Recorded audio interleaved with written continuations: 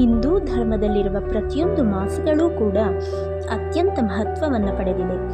ಆಯಾ ಮಾಸಗಳಿಗೆ ಅನುಸಾರವಾಗಿ ಆಚರಣೆಗಳು, ಸಂಪ್ರದಾಯಗಳು, ದೇವರ ಪೂಜಾ ವಿಧಾನಗಳ ಮೂಲಕ ಜೀವನವನ್ನು ಹೇಗೆ ಸಾಗಿಸಬೇಕು ಎನ್ನುವುದನ್ನು ತಿಳಿಸಿಕೊಡುತ್ತದೆ.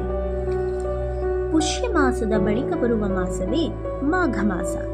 ಹಿಂದೂ ಧರ್ಮದಲ್ಲಿ ಅತ್ಯಂತ ಪವಿತ್ರ ಮತ್ತು ಮಂಗಳಕರವಾದ ಮಾಸವಾಗಿದೆ. ವಿಶೇಷವಾಗಿ ಈ ಮಾಸವು ಮಾಘ ಸ್ನಾನ ಮತ್ತು ದಾನ ಧರ್ಮಗಳಿಗೆ ಹೆಸರುವಾಸಿಯಾಗಿದೆ.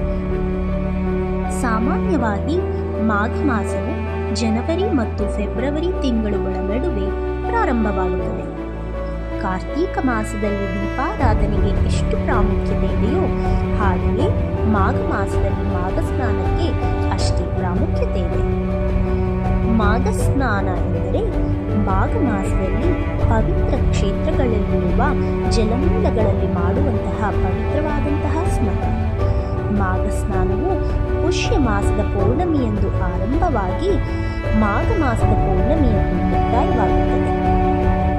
ಮಾ ಎಂದರೆ ಇಲ್ಲದಂತೆ ಮಾಡುವುದು, ಅಘ ಎಂದರೆ ಪಾಪ ಎಂದರ್ಥ, ಅಂದರೆ ಪಾಪವನ್ನು ಅಳಿಸಿ ಹಾಕುವುದೆಂದರ್ಥ.